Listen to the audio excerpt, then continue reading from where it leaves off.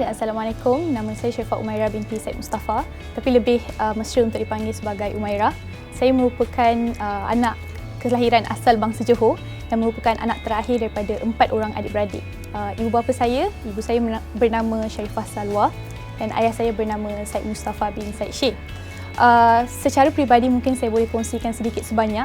Hobi dan minat yang saya suka untuk lakukan adalah untuk membaca.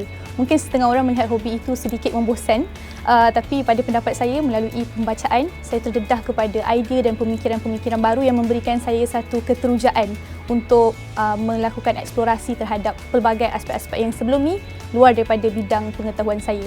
Dan saya merupakan pelajar daripada bidang sains politik dari Fakulti Sains Sosial dan Kemanusiaan yang menuntut selama 3 tahun di Universiti Kebangsaan Malaysia. Secara peribadinya, sewaktu sebelum saya memasuki ke Universiti Kebangsaan Malaysia, saya ada terima satu buku yang dikongsikan oleh keluarga saya sendiri, iaitu seorang tokoh yang bernama Ali Syariati, iaitu seorang tokoh revolusi yang mana dalam penulisan beliau ada menceritakan tentang kemiskinan bukanlah hari tanpa makanan, tapi kemiskinan adalah hari tanpa pengetahuan. Dan daripada situ memberikan saya kesedaran tentang betapa pentingnya peranan yang perlu dimainkan sebagai permulaannya sebagai seorang mahasiswa dan masa depannya nanti untuk menjadi seorang intelektual yang mementingkan ilmu dan mengetahui tentang keperluan-keperluan masyarakat.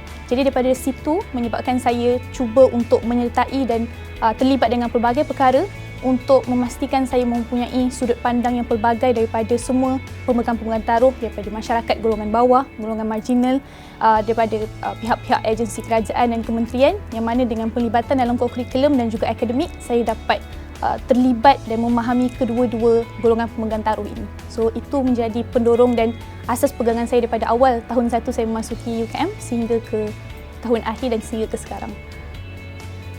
Saya rasa ini peluang yang sangat baik untuk saya berkongsikan kata-kata penghargaan kepada orang-orang yang sangat banyak membantu, dan tanpa mereka saya kira kejayaan ini tidak mampu untuk dicapai. Terutamanya saya berikan kepada kedua ibu bapa saya, iaitu saya sebutkan pada awal tadi, yang banyak membantu, mendorong dan menyediakan segala keperluan. Adik-beradik saya juga dan juga para pensyarah yang membantu, mengajar, memberikan ilmu, para pentadbiran universiti, rakan-rakan yang sentiasa berada dengan saya daripada awal tahun semasa kami masih belajar secara atas talian semasa COVID-19 sehingga pembelajaran secara fizikal. Dan tidak dilupakan juga pegawai-pegawai pentadbiran universiti yang membantu untuk memudahkan proses pelaksanaan dan pelibatan saya dalam pelbagai program dan juga pertandingan.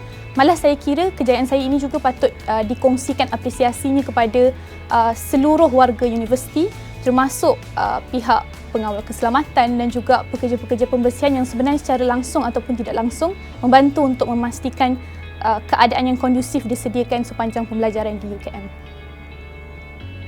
Terima kasih UKM, saya sayang UKM. UKM, Universiti Watan kita.